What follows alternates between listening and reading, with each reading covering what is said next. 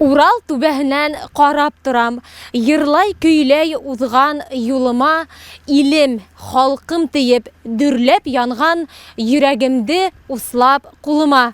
Бүген Күгәрсин районының Төйенбәт авылында Башкортстан Республикаһының беренче халык язучысы якташыбыз Зәйнәп Биишеваның исемен йөрөткән премияны тапшыру тантанаһы булып узды. Күркәм сара электән килгән йола буенча әдибәнең туган авылында башланып китте.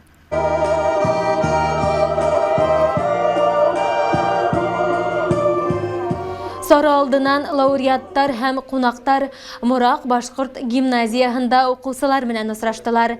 Гимназисттар сакырылган ятучыларга үзләрен кызыксындырган һораудар бирделәр. Тел һәм әдәбият тормышын сагылдырган асык һөйләшү һәр кемгә фәһемле булды тиһәк, хата булмас. Ата ясәй янында гына үскән авыл балаһы, мин үземнең тугандарымды, авылымда, укытучыларымды, үземнең дусларымды бик хагынып яшәнем, укыным.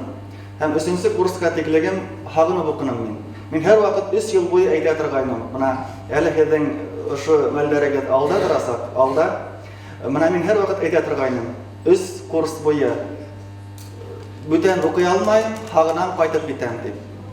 Шуннан һуң инде иптәшләрең, бүлмәдәш иптәшләрең укырга киткәнсең инде кала алмайсың бит инде барасың укырга, шуннан һуң инде яйланып китә.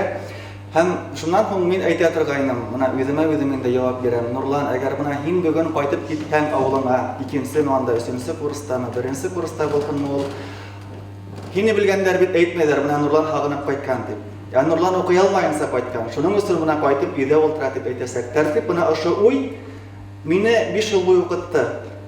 Артабан кунактарды әдибәнең туган төяге, изге Төйенбәт yerендә икмәк, тоз, курай, баян моңы менән тәбрикләп каршы алдылар.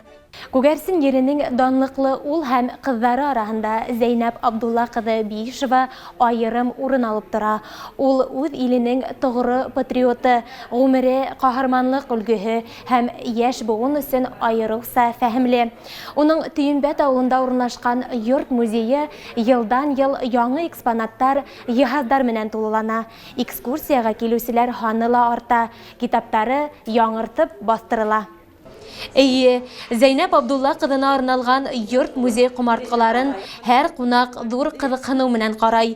Юла буенча музейга ингән һәр кеше аерым альбомга үзенең теләктәрен язып калдыра ала. Лауреаттар да был йоланы бузманы. Әйткәндәй, быел Биишева премия лауреаттары исемлеге тагы ла 3 кешегә арта төште. Яңа лауреаттар рәтенә Мәләвез калаһының үзәк китапханаһының башкорт әдәбияты менән эшләү буенча әйдәүче китапханасы Рәзилә Фәтих кызы Котлыгилдина, Төйенбәт авылының крәстиян фермер хужалыгы башлыгы Рәис Хәким улы Кунакбаев һәм Башкортстан Республикаһының журналистлар союзы агзаһы, үдешмәкәр язучы Вагыз Хәтиф улы Мәгызевтар инделәр. Премияны тапшыру тантанаһы барышында һәр лауреат үзенең йылы теләктәрен җиткерде. Киләсәктә лә әдибәнең иҗатын яктырткан, уның истәлегенә багышланган эштәр алып барырга һүз куештылар. Халкым күңеле бетмәс хазина, хулымас гөл, кырмас чишмә тибез.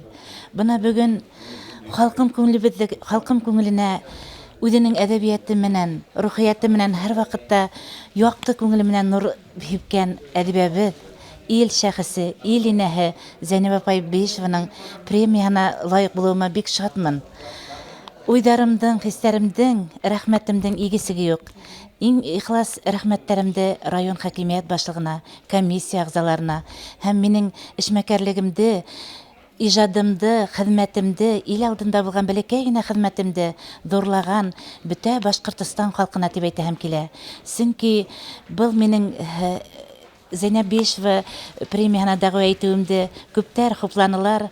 Минең укып йөргән әлеге вакытта Заһир Исмәгыйлев исемендәге сәнгать академиясының деканына хәтле һәм безнең БСТ каналының хезмәткәрләре алтын тирмә тапшырула һәм үземнең туган ягым хезмәтсәндәрләре шулай эшләгән коллективым Мөхәммәд Шабрангулов исемендәге иреккән китапхана хезмәткәрләре һәм бөтә Мәләвез үҙәкләштергән китапханалар системаһы хупланылар. Бик олы рәхмәтем һеҙгә, якташтарым. Рәхмәтемде хеҙмәтем менән исбат итермен һәм киләсәктә лә иң тоғры ҡыҙығыҙ булып халҡыма, күгәрсенемә һәм шулай уҡ Башҡортостаныма хеҙмәт итермен. Өфөнән килгән якташтарыбыҙҙа Зәйнәп Биишеваның ижадын, уның тыуған еренә арналған хәтирәләр менән уртаҡлаштылар. Район мәҙәниәт һарайы артистары тарафынан әҙерләнгән сағыу концерт номерҙары сараға тағы ла йәм өҫтәне. Киләсәктә лауреаттар исемлеге тағы яңы исемдәргә байыр. Оло буын вәкилдәре менән бер рәттә йәштәр ҙә әҙибәнең ижадын яҡтыртыуға ҙур көс һалыр.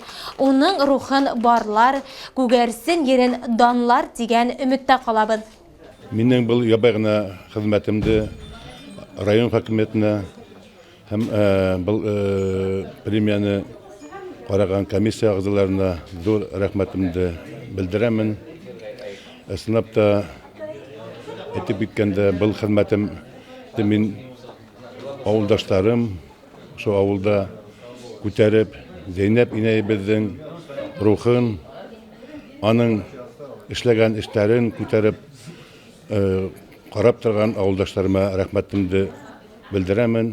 Һәм был премияны ауылдаштарым булмаһа, инәйебеҙ булмаһа, бәлкем бөгөн был премияда булмаған ине.